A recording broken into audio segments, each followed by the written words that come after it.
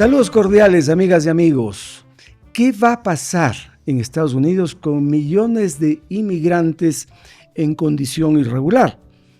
Las portadas de todos los medios, especialmente de América Latina, durante los últimos días han divulgado noticias respecto de la decisión del gobierno entrante de Estados Unidos de expulsar de ese país a migrantes que se encuentran en condición migratoria irregular. Ese anuncio y escenas concretas de detenciones y deportaciones han prendido las alarmas en un mundo en el cual la inmigración no para. ¿Por qué Trump tomó esa decisión? ¿Qué problemas de carácter social, económico y político pueden ocurrir? ¿En qué medida pueden aumentar las tensiones de los países de la región como México o Colombia con Estados Unidos?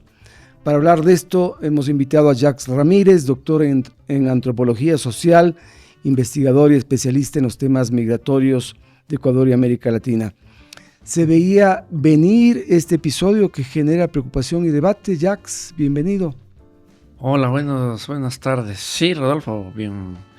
Esto para aquellos que estamos trabajando hace tiempo atrás, los temas migratorios o concretamente los temas de política migratoria, era crónica de una muerte anunciada. Más aún sabiendo que este es el segundo periodo del presidente Donald Trump. Para los que estamos en la materia veíamos o decíamos que va a ser más de lo mismo pero recargado. Y efectivamente eso es lo que hemos visto esta primera semana de este segundo periodo de gobierno. Pero aquí quisiera hacer primero una primera lectura.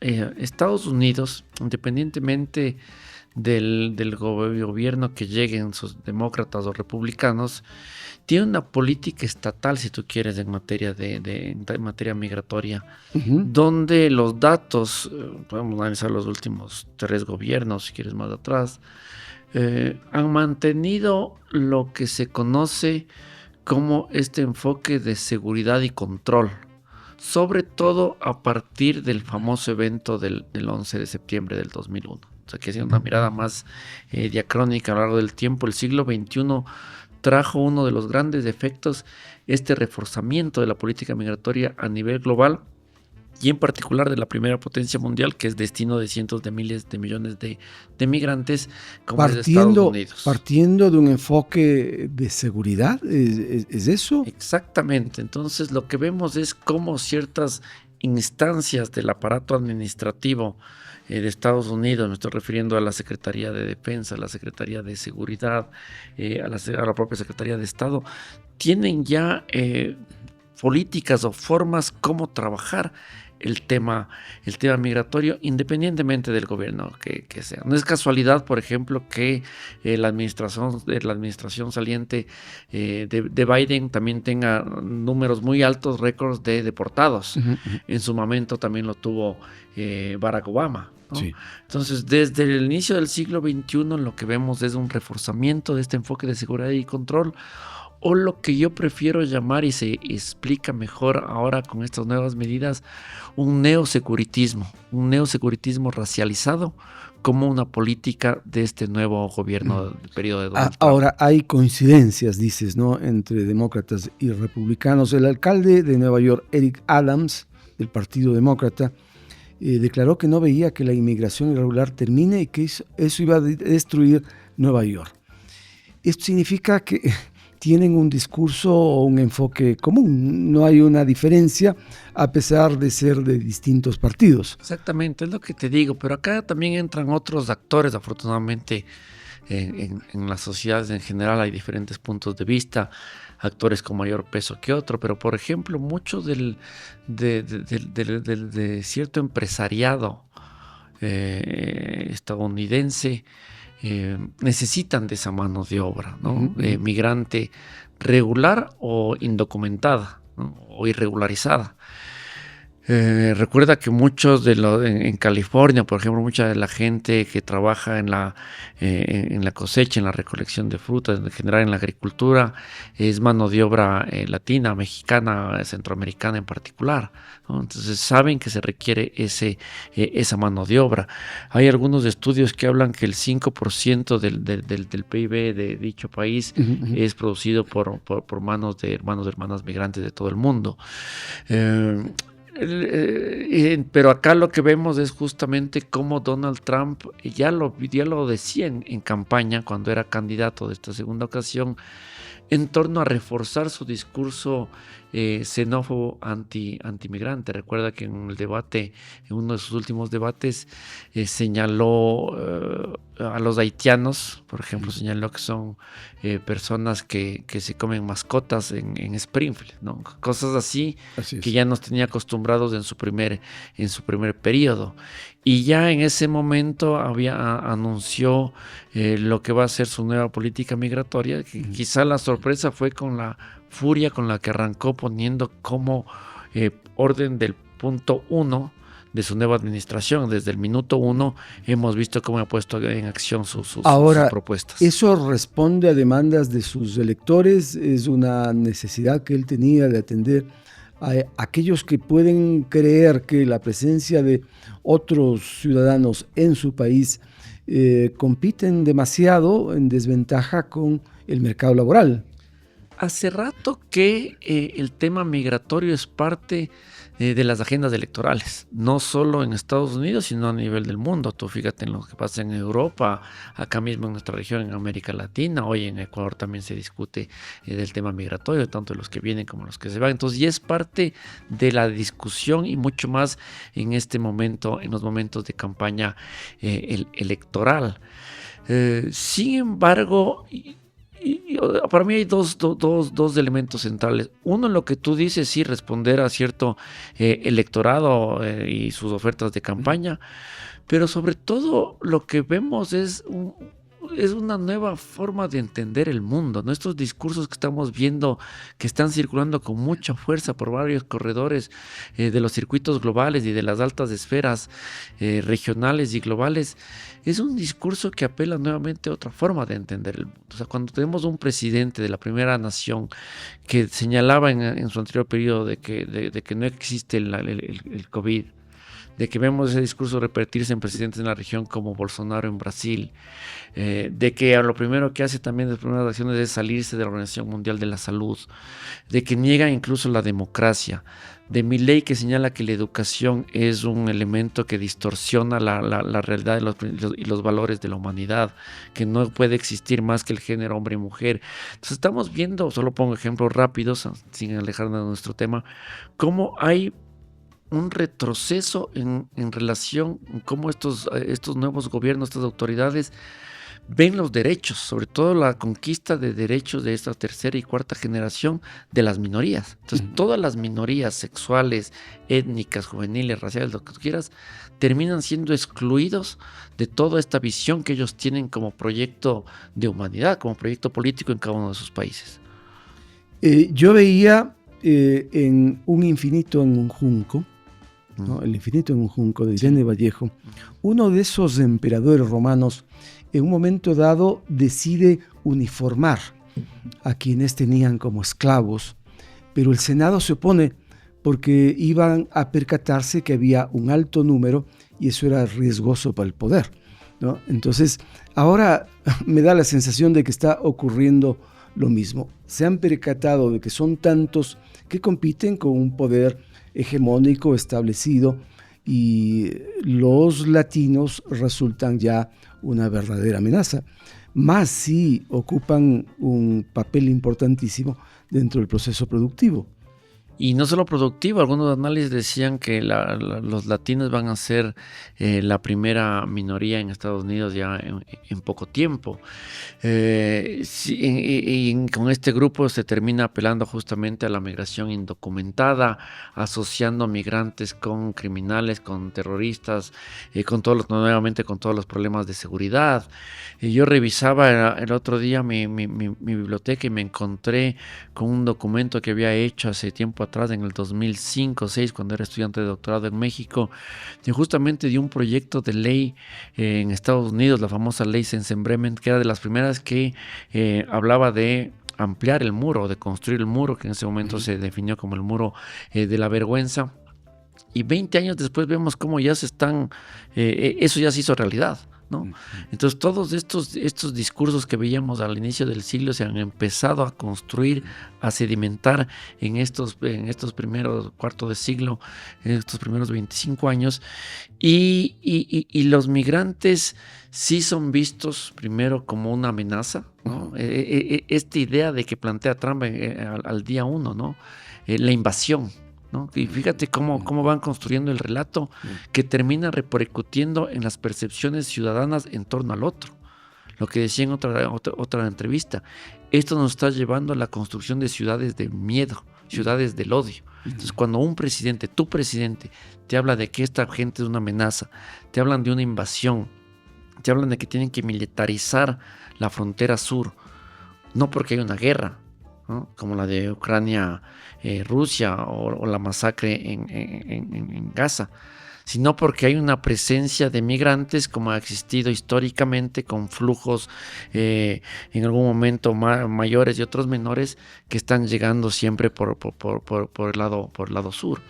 Entonces te empiezan a construir todo este relato, ¿no? Este relato que te produce inseguridad, miedo de diferente tipo, amenaza desde que me va a quitar el trabajo hasta que realmente puede, no quiero tener un vecino que sea una minoría étnica, sea latino, asiático o africano.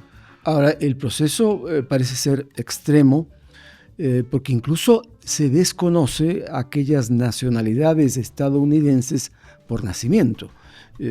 Hay más o menos 1.200.000 que podrían verse afectados al tener nacionalidad por nacimiento, y es una ley que desde 1868 está vigente, no es parte de la Constitución.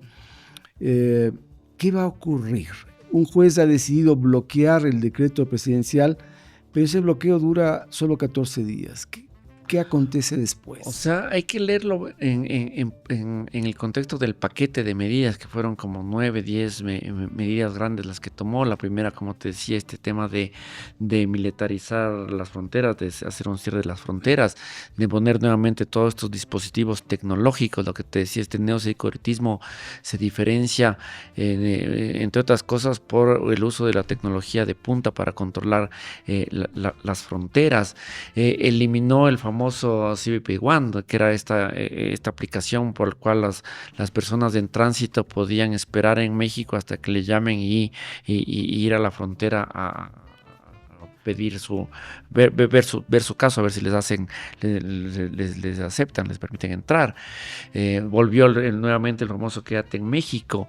En esto eliminó también, va a reducir las condiciones para tener la condición de refugiado asilado. Y en esta, la que tú señalas, la de repensar o rever quiénes son ciudadanos estadounidenses. Esto es inaudito porque todos esos temas se consagran en las constituciones. No puede venir un presidente a definir quién al día de mañana va a ser considerado ecuatoriano en nuestro país, gane quien gane en las elecciones. Para esto justamente se estipula en las cartas magnas. Y la tradición de la mayoría de los países de América Latina, del continente americano, ha sido justamente el reconocimiento del ius solis y el ius sanguinis, ¿no? Es decir, que uno es perteneciente a un determinado estado-nación, ya sea porque hereda, ¿no? de sus progenitores, el ius sanguinis, y el ius solis, que es el derecho al suelo. Yo nací ahí y tengo derecho ahí a adquirir la nacionalidad. En este caso se habló de que van a rever o pensar para aquellas personas cuyas madres son indocumentadas o los padres no tienen la nacionalidad, no están, no residen legalmente en dicho país, entre algunos otros elementos. Afortunadamente, como te digo, en la Constitución, la enmienda 14 lo prohíbe. Claro. El juez ya lo bloqueó temporalmente, como bien señala Rodolfo. Digo, son 14 días. Claro, pero esto es parte de colocar en la agenda el miedo.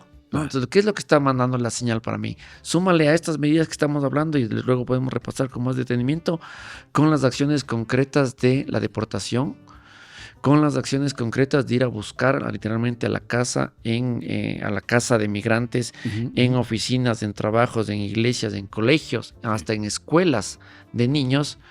Es un mensaje no para los que ya están ahí, sino para los que están en camino, ¿no? No. O sea, es decirles, el que estaba en tránsito esperando que le llamen a través de la aplicación, ni se le ocurra, regrésese. Y a los que están acá les vamos a sacar unos cuantos para que vean que esto no es chiste. Es imposible sacar a 11 millones de personas que se calcula que tienen la condición de indocumentados. Claro. Pero sí es posible meter miedo a los que están ahí y a los que están en camino. ¿Cómo quitar la nacionalidad a 1.200.000 estadounidenses por el derecho de nacimiento? Eso imagínate. Me parece que es absolutamente inaplicable. Pero hemos tenido casos en nuestra historia que con otras figuras lo han logrado. Estoy pensando justo hace 10 años, 2014, 2015, en República Dominicana, la Corte Constitucional sacó una sentencia en la cual desconoció a los dominicanos que eran ascendientes de haitianos hasta tercera generación. Es decir, un dominicano que llegó a inicios del siglo XX fue desconocido como dominicano, su hijo y su nieto. Ahí es que también tuvimos como parte de esa crisis la llegada de miles de haitianos que empezaron a migrar por Latinoamérica. No solo salían de Haití, salían del otro lado. ¿Y el gobierno dominicano fue demandado por los perjudicados o no? Fue demandado o este caso se llevó a las cortes a las cortes internacionales, la CIDH se pronunció, pero efectivamente lo que produjo fue justamente esta crisis de migrantes recorriendo por todos los países de Latinoamérica y ahora también ellos llegando hacia Estados Unidos después de pasar un periplo de 10 años por Ecuador, por Brasil, por Chile, subiendo ahora por el Darién y llegando a Estados Unidos. De lo que te digo es que este tipo de medidas no hacen que se detenga la migración. Ya hemos visto constantemente a lo largo de la historia que estas medidas de seguridad, de control, de poner visas, de poner muros, no detienen la migración, porque como bien señalabas en la introducción, la migración en algunos casos es parte de un modus operandi, si tú quieres, de unas redes y tejidos que conectan origen y destino, en el caso ecuatoriano. Nosotros tenemos un siglo de flujos migratorios desde el siglo XX a 1920 hasta la actualidad de Estados Unidos, más en la zona austral, como bien saben. Entonces, esos circuitos ya están dados, ¿no? Entonces, lo que hace es que estas medidas provoquen que los migrantes busquen alternativas para llegar, ¿no? Lo que pasó justamente con los ecuatorianos una vez que se impuso nuevamente la visa a México en el 2021, recuerda. Muchos estaban haciendo buscar otras vías, antes eran por mar, ahora fueron por el Darién, con las consecuencias que ya sabemos, con los costos que esto implica, con los riesgos de la vida. Entonces también estas políticas lo que hacen es seguir aumentando las arcas de las grandes bandas transnacionales que trafican con migrantes, que hoy por hoy también están vinculadas lastimosamente con el narcotráfico en muchos casos. Sí. Jax, en el caso de la nacionalidad, insisto porque me parece eso realmente terrible, se requeriría de una nueva enmienda que sustituya a la 14ª enmienda. Y para ello Trump necesita del Senado y de la Cámara de Representantes, también de las 3/4 partes de los estados de la nación. ¿Hay allí la suficiente fuerza republicana o coincidencia con los demócratas como para dar paso a una nueva enmienda que acabe con la de 1868? A mí me parece que no, van a seguir lloviendo las demandas, no solo por este tema, sino por otras, ya se han activado, como tú bien señalabas. Si bien tiene mucho más control en las dos cámaras con relación a su primer periodo de gobierno, yo creo que este elemento no va a terminar siendo parte de su agenda, de que ponga toda la carne en este elemento de cambiar la pertenencia, la condición de ciudadanos estadounidenses, pero insisto, es parte de su juego de decir aquí llegué y yo tengo un discurso antimigrante, xenófobo que no voy a dejar pasar. pasar. Y lo vimos en su primer día, no sé si te fijaste en el momento de todos los eventos que hubo ese día, en la misa con la obispa de Washington, sí, donde ella claramente clama piedad, auxilio y que tenga un sentido de humanidad con todas estas personas. Y el fastidio de él ir viéndole a su vicepresidente, diciendo, y esta se nos coló acá, inmediatamente haciendo declaraciones de que no va por ahí y dando nuevamente señales de lo que hemos visto estos temas. Ahora, lo que ha pasado el día de ayer es muy interesante en torno a la reacción de ciertos países, ¿no? Primero ya vimos una diplomacia, a mi modo de ver, muy sutil y muy fuerte como la mexicana, ¿no? Que le toca lidiar lastimosamente a la presidenta electa Claudia Sheinbaum con la llegada de Trump, que de entrada ya hizo unas declaraciones fuertes, no solo las cosas simbólicas de cambiar el nombre al Golfo de México, que es un absurdo también, parte de su nacionalismo, sino de jugar con los temas de los aranceles. Entonces dijo, voy a empezar con 25, 50, 75 a todos los que no lo quieran recibir a sus deportados. Y se produjo un efecto espejo. Se produjo un efecto espejo. Si usted pone, nosotros le ponemos. Y ahora acaba de pasar lo mismo con México, con Colombia, ¿no? Luego podemos hablar de eso, la respuesta del presidente Petro. Termina nuevamente habiendo una crisis diplomática. Entonces lo que yo siento es que todas estas políticas migratorias de Estados Unidos van a provocar y están provocando una reacción de ciertos gobiernos latinoamericanos. Evidentemente va a tener algunos que le secundan y que le van a hacer el juego, como Milei. El silencio de Noboa en este país es inaudito. Tenemos 400,000 migrantes que se han ido en los últimos 4 años aproximadamente y no ha dicho absolutamente nada. La canciller solo ha dicho, tenemos muy buenas relaciones, vamos a hablar de comercio, pero no topan el tema migratorio. Pero por otro lado tenemos un grupo de gobiernos latinoamericanos que ya empiezan a reaccionar con fuerza, que ha provocado incluso que esta semana haya una reunión de CELAC para tratar este tema.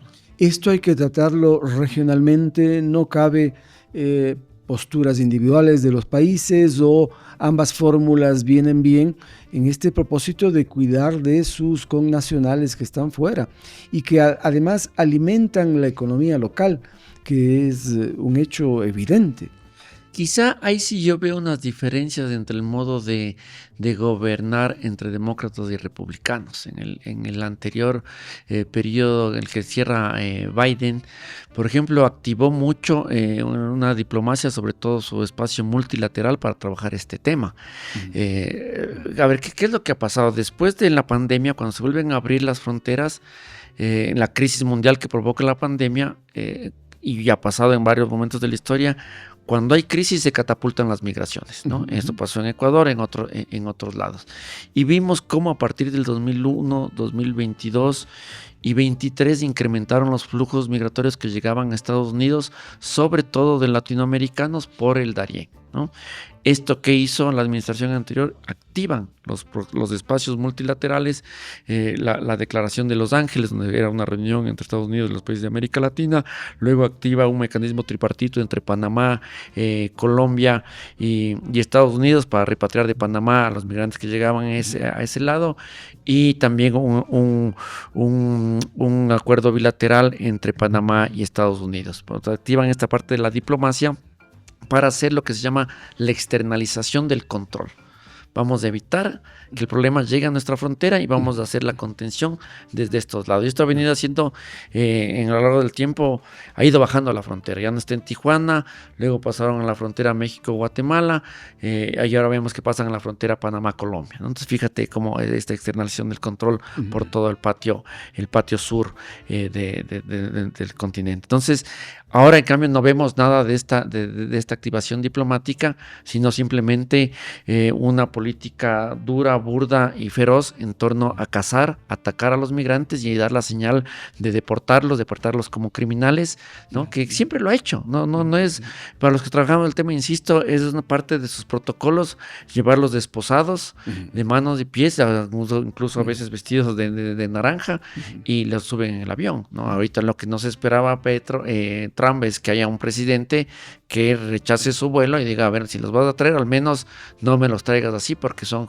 personas humanas, no son criminales, no son delincuentes, solo han cometido actos de una falta administrativa, que es entrar sin documentos a un país. Y que generó enorme controversia dentro de la propia Colombia, porque hay sectores opositores al presidente Petro que no quieren saber ni oír de esa postura de Petro, la califican como suicida, porque dicen va a afectar esa postura a los negocios que en cambio Colombia mantiene con Estados Unidos. Es lo que siempre le ha importado a un gran sector de la población aquí y allá, ¿no? Lo único que les interesa en temas de relaciones internacionales es la agenda económica comercial y no la agenda migratoria. Hay que recordar que Colombia estuvo gobernado por el uribismo 20 años, ¿no? Entre Uribe, Santos y Duque, ¿no? Entonces hay un giro reciente, lo cual no implica que en ese país la correlación de fuerzas haya cambiado. Por eso le tienen medio acorralado en ciertas áreas a Petro, y vemos las regiones que tú digas. Pero más allá de eso, también es Brasil, ¿no? Con un poco más de tino, más calmo, por las propias canas de Lula, rechazando pero sin hacer mayor ruido, activan CELAC, insisto. Entonces ya vamos a ver también en esa reunión qué gobernantes van, qué cancilleres. Estoy seguro que se van a pronunciar otros de la región. El mismo Chile, tan criticado por algunos del progresismo, va a decir algo. Sabemos quiénes no van a decirlo, ¿no? Sabemos quiénes no van a decirlo.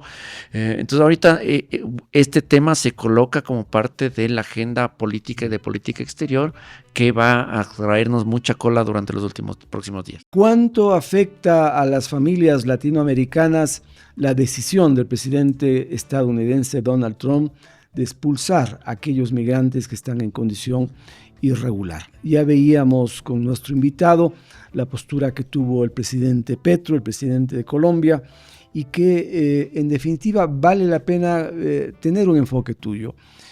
Hay quienes hablan de que ganó Petro y otros dicen que perdió. Desde un punto de vista objetivo, ¿qué es lo que ocurrió? ¿Cómo se puede sintetizar lo que allí pasa? O sea, pasó muy rápido todo este evento. Fue en el transcurso de 24 horas del día domingo, en el que veíamos una cadena de información, de datos, en redes sociales y en comunicados oficiales. No, a mí no, en relaciones internacionales en este momento no creo que es quién gana o quién pierde. Va a pasar mucho por el tema ideológico en unas sociedades, en las nuestras, que están tan ideologizadas, sobre todo con estos gobiernos progresistas o de izquierda. No hay mucho análisis racional, sino decir quedó en ridículo, se bajó, de gana habló mucho Petro, sí está muy bien que haya defendido. A mí me parece, en términos de que yo, como te digo, y lo sabes, sigo la política migratoria de América Latina hace tiempo atrás. Hace rato que no veía una respuesta tan firme en texto de un presidente ante una potencia mundial, ¿no? O sea, Petro, en ese mensaje que puso en su cuenta de X, habla de un presidente que no va a mover un ápice su condición, su forma de entender el tema de la humanidad, ¿no? Ahora, Petro tampoco se oponía a que retornen sus connacionales.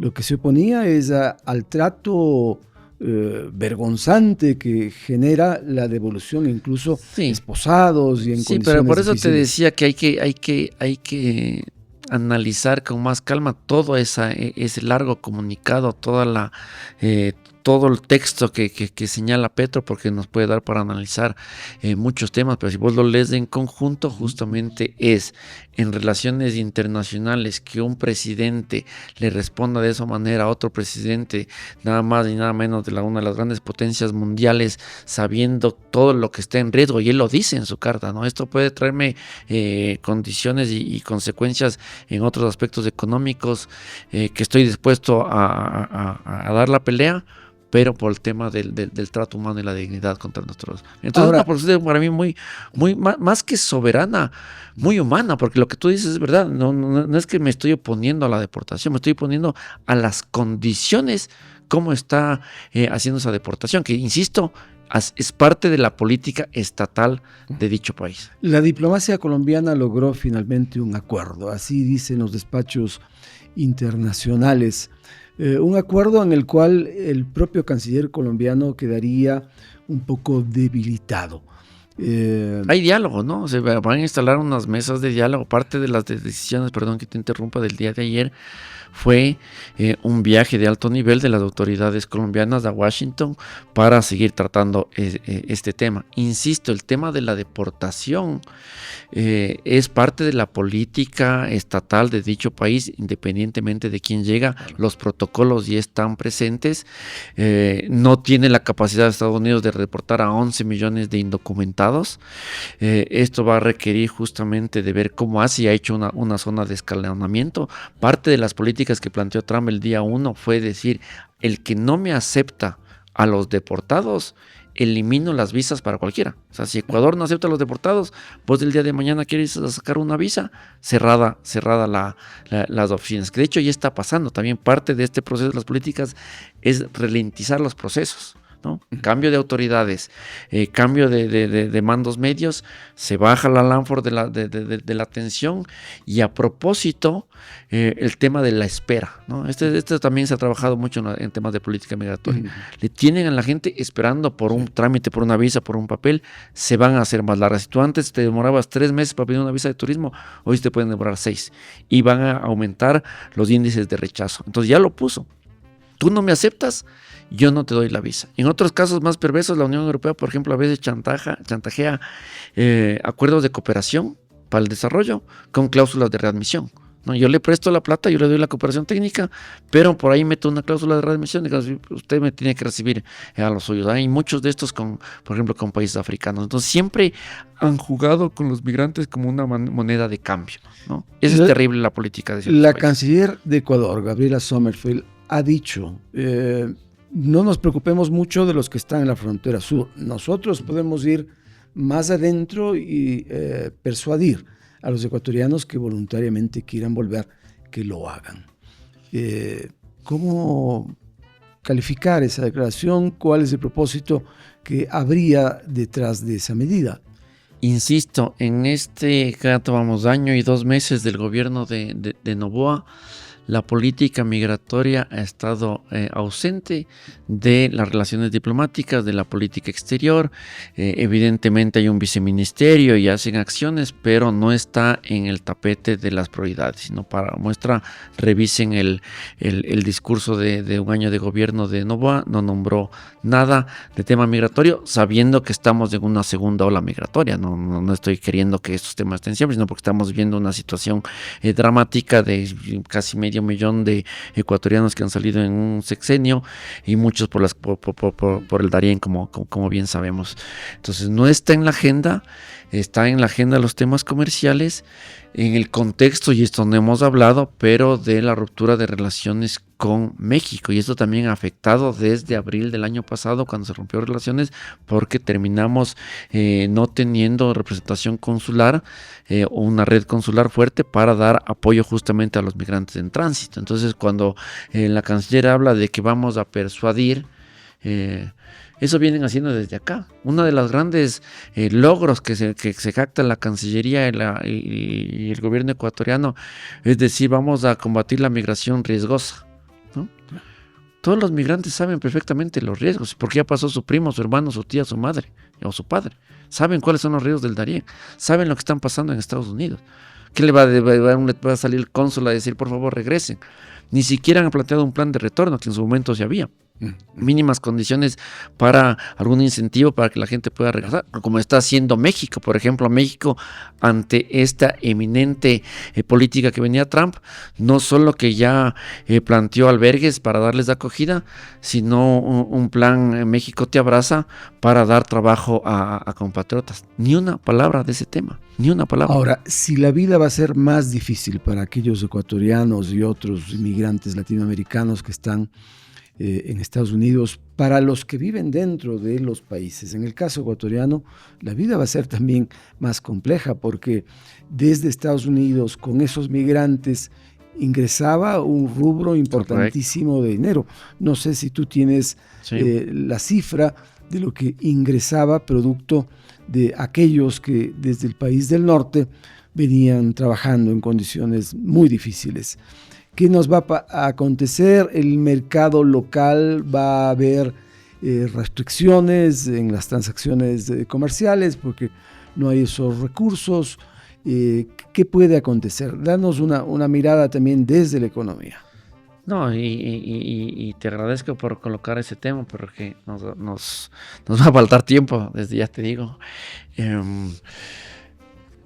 Otro de los defectos que yo siempre lo pongo en la mesa, pero no me gusta que se vea a los migrantes solo como remesadores, ¿no? Como lomos económico que envía plata, pero evidentemente las jugosas cantidades que para ciertos países representan las remesas no son nada despreciables. Fíjate cuánto representan, por ejemplo, para muchos países de América Central o del Caribe. Cifra, yo tengo otra, dale. 155 mil millones de dólares en el 2023, un 8% más que el año anterior. De toda América Latina. De toda América Latina. Sí, la mayoría ahí son de México. Pero Guatemala, Colombia. Sí, pero para volver al caso ecuatoriano, nosotros lo que vemos de manera sorpresiva es cómo, y digo sorpresiva porque algunos analistas multilaterales como Banco Mundial y otros pronosticaban que a partir del 2020 con la llegada de la pandemia iban a disminuir las remesas, pues justamente a partir de ese año vimos cómo en Ecuador se han incrementado las remesas, superando por 3 años consecutivos la barrera de los 3,000. No habíamos pasado los 3,000 millones y a partir de 2021 llegamos a los 4,000. Al 2022 llegamos a los 4,700. El 2023 llegamos a los 5,400 y lo más seguro es que este año lleguemos casi a los 6,000 millones. ¿No? Pero allí contemplamos ingresos desde diversos lugares del planeta. Sí, pero eso el Banco Central te divide por regiones y la mayoría de nuestros migrantes, la mayoría de las remesas están llegando de Estados Unidos. Ya quizá una de las grandes diferencias entre la estampida migratoria de inicios del siglo y la actual es justamente el destino. La mayoría antes iban a Europa, España, Italia y ahora están yendo a Estados Unidos. ¿Puedes estimar un porcentaje quizá? No lo tengo acá, está en el Banco Central, te debo ese dato, pero sí está clasificado por regiones y por lugares, pero insisto, ahora, el grueso de esta plata viene de Estados Unidos, llega directamente al bolsillo de nuestros compatriotas, representó el año pasado como el 4.3, 4.4 del Producto Interno Bruto. Y lo interesante acá también con estas visiones de ciertas élites políticas económicas que le apuestan a la inversión extranjera directa. Entonces comparemos cuánto ha llegado de inversión extranjera directa en los últimos años versus cuánto ha entrado de remesas. 10-1. 11-1, no solo el 2024, el 2023, solo doy un dato de ese año, llegaron $372,000 de inversión extranjera directa. Ese mismo año en remesas, 5,400. Ahora, no hay comparación. ¿Qué le va a pasar a la economía local? ¿Vamos a dejar de consumir en los supermercados? ¿Va a haber menos compra de medicamentos, de vestido? ¿Qué es lo que va a acontecer? Estos centros comerciales que a veces vemos repletos de gente, probablemente son recursos que provienen del exterior. ¿Se va a reflejar disminuida esa relación comercial o dónde crees que afectará más? Yo insisto que hay que esperar a que pase esta puesta en cuarta que hizo Trump o en quinta marcha en temas migratorios y ver qué pasa de aquí en adelante. Insisto, ningún estado tiene la capacidad de deportar a 11 millones de migrantes, 11 millones de migrantes. México ya dijo que no va a recibirlos, entonces va a tener que negociar como estábamos viendo bilateralmente. Hay que ver cómo aumentan las cifras de deportación de los ecuatorianos.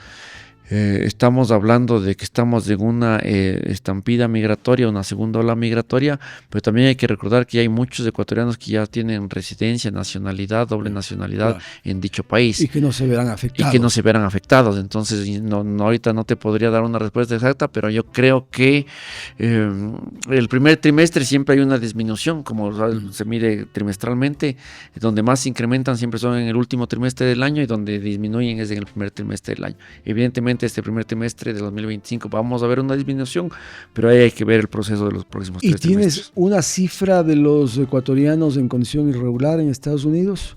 No tengo ese dato en este momento, pero calcula que aproximadamente de los 420 mil ecuatorianos que han ido a Estados Unidos en la última estampida del 2021 al 2024, alrededor de 100 mil, 103 mil fueron por el Darién. Eso es por condiciones irregulares, es decir, 1 de cada 4 migrantes ecuatorianos han ido por esta vía, ¿no? Otros van por Centroamérica, entonces puede ser un poco más incluso. Y para regularizar su condición migratoria, supongo que requieren más tiempo, y la gran mayoría de aquellos que entraron por el Darién estarán en condiciones irregulares. Claro, y ahí justamente era lo que se activaba este famoso CBP One, que te digo que era para buscar una cita, ver su caso y buscar un tipo de regularización. Muchos de los ecuatorianos en su momento, a partir del 2020, estuvieron entrando,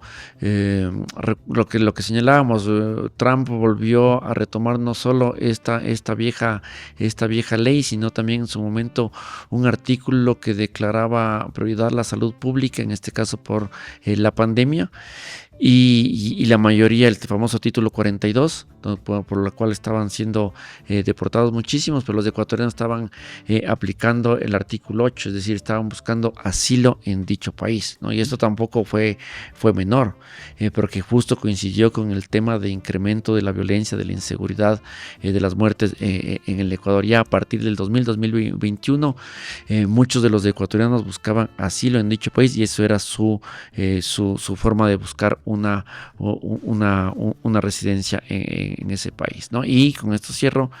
También no hemos olvidado que las causas. Yo estuve hace poco en la frontera con el equipo en Necoclí, en Colombia, Panamá, entrevistando a haitianos, venezolanos, ecuatorianos, que son los principales grupos. Y la mayoría de los ecuatorianos, justamente las causas eran por los temas económicos, como siempre, no tienen trabajo, les disminuyeron, entraron al mercado informal. Y de seguridad. Pero las otras eran de seguridad, y de seguridad sobre todo por las extorsiones, ¿no? Porque empezaron a vacunar arriba, al medio y abajo, empezaron a vacunar hasta la señora que vende chicles, el arroz con pollo, y en las escuelas. Entonces mucha gente de las que salía era por el tema de las vacunas. Y un dato reciente de un estudio de finales de año de FIS, porque una cosa los que se van y otra cosa el deseo de irse, ¿no? Entonces un estudio que si se preguntó si usted tendría las posibilidades de emigrar, si iría o no del país, me parece que es del 57% de los jóvenes entrevistados entre 16 y 29 años respondió que sí, 57%. Nadie quiere vivir en este país. Y aquellos que finalmente, corriendo tanto riesgo, siendo chantajeados acá, llegan a su destino, están en condiciones difíciles. Hay albergues, según el alcalde de Nueva York, con 16,000 ecuatorianos, ¿no? Gente que no tiene dónde dormir, que no tiene qué comer, qué vestirse, más en tiempo de frío. ¿Qué va a ocurrir? ¿Se van a meter esos albergues o finalmente son reductos también donde podrían no ser sorprendidos y detenidos? O sea, hay algunas ciudades estadounidenses que son consideradas, tienen la declaración de ciudades solidarias, también ese membrete lo tiene, por ejemplo, Quito. Recordemos que hay por su propia conformación de Estado federado, los estados tienen potestades y rectorías, aunque también dijo que puede desconocer algunas decisiones tomadas a nivel estatal. Pero esto de los albergues que señalas es importante porque también vemos por primera vez otra diferencia en torno a la estampida migratoria de finales de año, de finales de siglo con la actual, es el perfil, Rodolfo, de nuestros migrantes.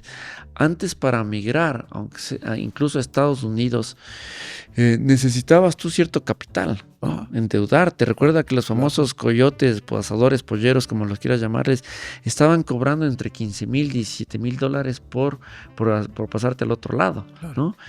Que eso implicaba vender la casa, hipotecar los terrenos, los chanchitos, etcétera, según depende de dónde vienen, sobre todo del campo.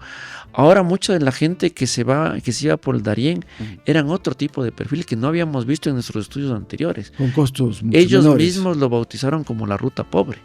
Vos podías llegar finalmente con $2,500, $3,000.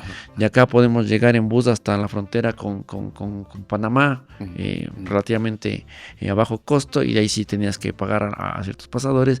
Pero insisto, entonces estamos viendo por primera vez un perfil, y esto sale en otros estudios también, uno de la OIM que recuerdo ahora, OIM en Panamá, donde te habla de un perfil de los ecuatorianos de estratos sociales bajos. Nunca habíamos visto esto. Siempre decíamos, los pobres no migran. Pues ahora están migrando hasta los pobres. Grupos familiares, incluso. Y en unidades familiares completas. También estuve el 2022 nuevamente por el tradicional zona migratoria del Cañar, Azogues, haciendo también algunas investigaciones, y nuevamente veíamos lo que se veía en los 80s ahí o 70s de los famosos pueblos fantasmas.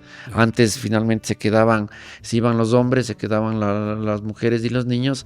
Ahora en cambio vemos que se fueron todos, cerraron la puerta y se fueron todos. ¿Cuáles son esos pueblos que puedes recordar del sur No, del país? siempre, o sea, el epicentro, Azogues, Cañar, Delec, Biblián, toda esa zona que ya la migración, como se llama, es parte de, se conoce como comunidades maduras migratorias, porque parte de su forma de entender la dinámica productiva y reproductiva es a través de las migraciones. Ya están ahí 2 o 3 generaciones y es la dinámica propia de esos lugares. Ahora, a pesar de ser doloroso esto, de que haya pueblos fantasmas, que se rompan las familias, de todas maneras esa masa laboral, esa fuerza laboral salió y encontró algo, aunque no sea lo mejor en muchos casos, pero algo encontró.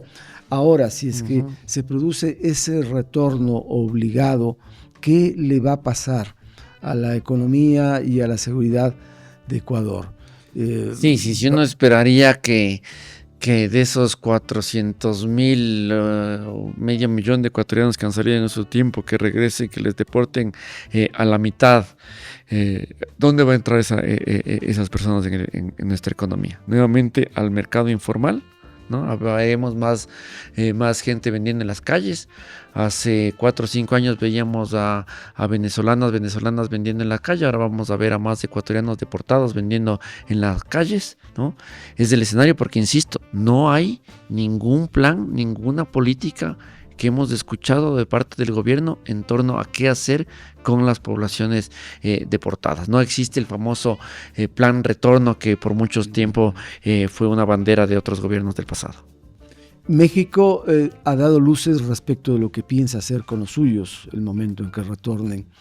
Ese modelo vale la pena recordarlo contigo y pensar también en un escenario ideal, porque será el próximo gobierno los que tengan que afrontar esa condición de persistir la política de Donald Trump. Sí, digamos, uno puede ver las buenas prácticas. Recursos públicos. Por supuesto, pero no solo este tema, hay una inversión en el sector social. Porque justamente cuando te doy el dato de este 57% de las personas que se quieren ir del país es porque están diciendo que no ven a futuro desarrollar sus condiciones de vida en condiciones dignas en este país, ¿no? Entonces es lo que están diciendo, que hay una desprotección social, ¿no? Ante el tema de la inseguridad, ante el tema económico.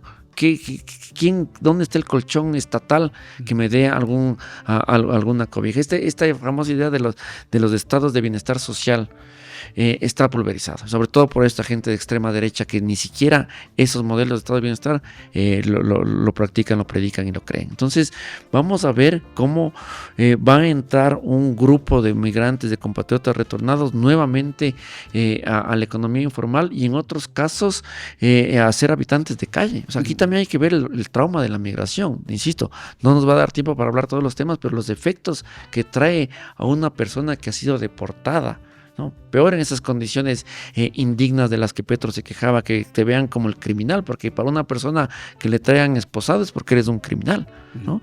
Entonces, recomponerse psicológicamente, anímicamente, te va a tomar mucho tiempo y después ver cómo te insertas en una economía que no te ofrece ningún puesto de trabajo y te vas a estar compitiendo por una calle con otro compañero, con otro hermano ecuatoriano, con un migrante venezolano. La situación del país es una olla de tiempo, ¿eh? Ahora las bandas delincuenciales probablemente van a tener más elementos para incorporar. Tendrán ahí para incorporar. Si no me ofrece el Estado una solución y estos grupos me ofrecen un trabajo, aunque sea de esta manera, que es lo que ya estaba pasando también con ciertos estudios que hablaban de la deserción escolar, ¿no? La deserción escolar no solo es porque muchas personas o ecuatorianos de edad escolar están migrando, sino también porque están siendo captadas por las bandas criminales. Ahora, esos inmigrantes, ¿cómo van a afectar a la oferta laboral que requiere el mercado estadounidense? Porque están en servicios, en alimentación, en agricultura. ¿Cómo esas plazas van a ser ocupadas? ¿Las van a ocupar los propios estadounidenses? ¿O qué va a acontecer? Allí quisiera incluso ver la disyuntiva que tendrán los empresarios, ¿no?, a la hora de definir cómo continuar su proceso productivo. Por eso te decía al inicio que también hay que ver cómo se mueven los otros actores de la sociedad estadounidense, en este caso un empresariado que siempre ha tenido en sus filas mano de obra migrante, insisto, con o sin papeles. Y más económica además de esa mano de obra. Claro, porque no le pagas lo mismo a un nativo que a un nativo entre comillas y a un inmigrante. Pero tu pregunta me recordaba a esa vieja película mexicana, Un día sin migrantes, ¿no? Entonces, ¿qué pasa si es que todos los migrantes se retiran de un día del quehacer cotidiano de Estados Unidos, trabajando en servicios, en las grandes cadenas transnacionales, en el comercio? Y algo de esto decía más serio la presidenta de México, ¿no? En torno a recordarnos cuánto es lo que contribuyen los migrantes a la economía estadounidense, no solo por su capacidad productiva y su mano de obra, sino también por el tema del consumo, ¿no? Finalmente es gente que tiene que vivir y tiene que consumir estando allá. Una pequeña parte es la que se manda con remesas, la otra se queda ahí. Y por eso te digo que hay que esperar. Para mí, lo que está haciendo Trump es dando una señal clara, un manotazo duro para decir aquí llegué y meter miedo, ¿no?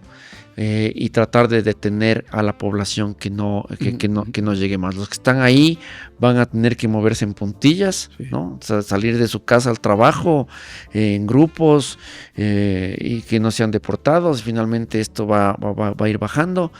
Se necesita esa mano de obra. Lo que pasa es que les vuelves más vulnerables. Entonces ahora le pagabas 10 y le dices, ¿sabes qué?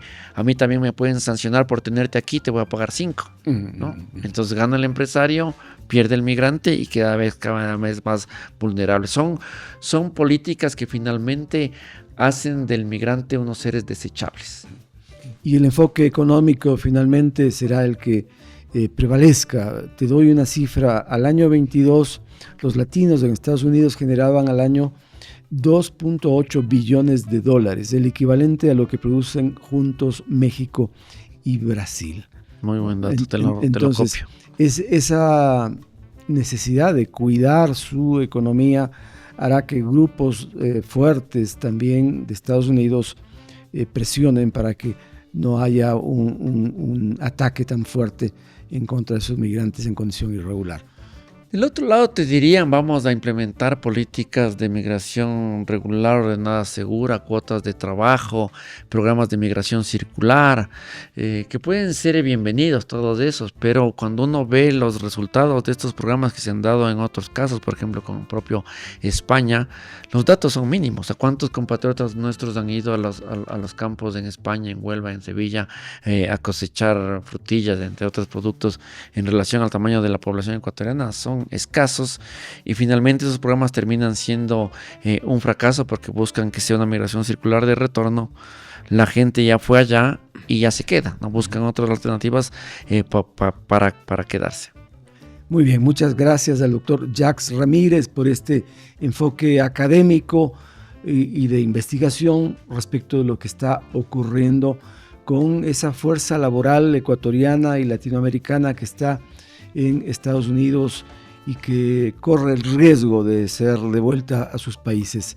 No obstante, con el enfoque último que nos has dado, Jacques, me deja la sensación de que en realidad puede ser un momento de riesgo, pero momentáneo, y no podría tener una continuidad en el tiempo. Mil gracias, Jacques. Gracias, Rodolfo, a ti por la entrevista. Y a ustedes por acompañarnos semana a semana en Hablemos de Quito, de sus cosas y de su gente. Nos volveremos a encontrar la próxima semana. Que la pasen bien. Hasta pronto.